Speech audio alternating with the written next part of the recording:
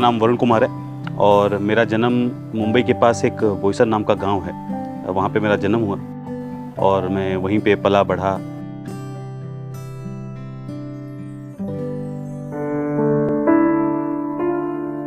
इक्कीस मार्च को मुझे याद है कि मेरी 10वीं की परीक्षा ख़त्म हुई थी और 24 मार्च को मेरे पिताजी की डेथ हो गई।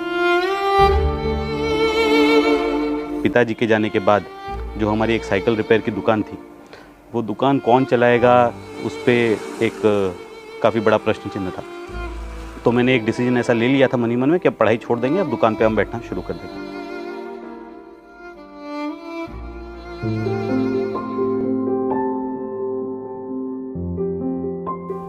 आपकी ज़िंदगी में कठिनाइयाँ हमेशा आती हैं और जब भी आपके जीवन में कठिनाइयाँ आती हैं तब हमेशा दो प्रकार की चीज़ें होती हैं। एक चीज़ें होती हैं जिनको आप कंट्रोल कर सकते हो, जिनके ऊपर आपका नियंत्रण होता है, और दूसरी चीज़ें होती हैं जिनके ऊपर आपका कोई नियंत्रण नहीं होता।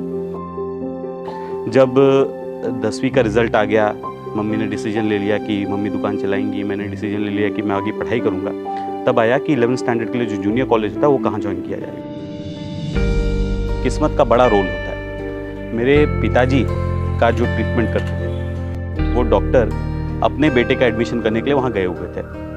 ऐसे तो उनका रास्ता अलग है, लेकिन पता नहीं किसी कारण से वो जो है मेरे दुकान के सामने से अपने घर जाने को निकले और अंकल ने पूछा कि कैसा हुआ वरुण, क्या चल रहा है। तो मैंने बताया अंकल ऐसा ऐसा रिज़ल्ट आया है, फॉर्म भरा हुआ है लेकिन अभी पैसे नहीं है। तो तुरंत अंकल ने अपनी जेब से निकाल के मुझे 10,000 रुपये दिए और बोला कि जा एडमिशन करा के। फ़ीस तो फीस होती है। जब भी क्लास के अंदर होता था कि किसकी फ़ीस बची है तो सबको सबसे पहला नाम भी मेरा बी से सरनेम शुरू होता है, तो सबसे पहले मेरा ही नाम आता था, सबसे पहले मुझे खड़ा कर दिया जाता था। तो उस समय मैं अपने प्रिंसिपल के पास गया। प्रिंसिपल के ऑफिस के बाजू में हमारा स्टाफ रूम था, तो मैम मुझे वहाँ से लेकर रिसेस का समय था, सीधा स्टाफ रूम में गई। सारे टीचर्स लोग खाना खा रहे थे और मैम ने इंट्रोड्यूस किया मुझे, ये वरुण है और इसके घर पे फीस भरने के लिए पैसा नहीं है।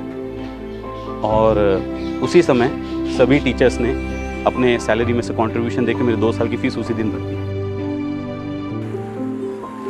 12th के बाद मुझे ऐसी इच्छा थी कि मैं इंजीनियरिंग करूं। पहले तो मैं डॉक्टर बनना चाहता था, फिर मुझे पता चला बहुत पैसे लगते हैं, तो मैंने MIT पुणे में एडमिशन ले लिया। जब फर्स्ट सेमेस्टर का रिज़ल्ट आया तो मैं पूरे पुणे यूनिवर्सिटी में टॉपर था। मेरा फाइनल ईयर ख़त्म हो चुका था, मुझे एक अच्छी कंपनी में प्लेसमेंट मिल चुका था और घर से एक प्रेशर शुरू हो गया था कि अब तुम जॉब करो। अब घर की जिम्मेदारी अब मम्मी ने कहा कि मेरे से नहीं उठाई जाती है, लेकिन मेरे मन में था कि मुझको जॉब नहीं करना है। जो एक सोसाइटी का डेब्ट है मेरे ऊपर, क्योंकि अगर मेरे कॉलेज ने मुझे स्कॉलरशिप नहीं दी होती, अगर मेरे दोस्तों ने मुझे फीस में मदद नहीं की होती, अगर धर्माधिकारी सर ने मुझे फ्री में पढ़ाने की जिम्मेदारी नहीं ली होती, अगर ये सारी चीज़ें नहीं हुई होती तो शायद आज मैं यहाँ नहीं होता।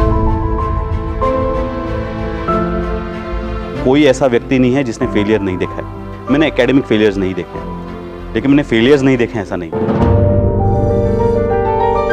और हर फेलियर ने मुझे कुछ ना कुछ सिखाया है, जिसने मेरे फ्यूचर के सक्सेस के लिए मेरे लिए रास्ता बनाया। संघर्ष करते रहिए, आपको सफलता जरूर मिलेगी। जो मंजिल के लिए मेहनत पथ पर कदम बढ़ाते हैं, वो असाध्य को भी सहज साध्य बनाते हैं। इस्पात मंत्रालय का इस इस्पाती निर्णय को प्रणाम। इस्पात का उपयोग कर करें राष्ट्र निर्माण, हर एक काम देश के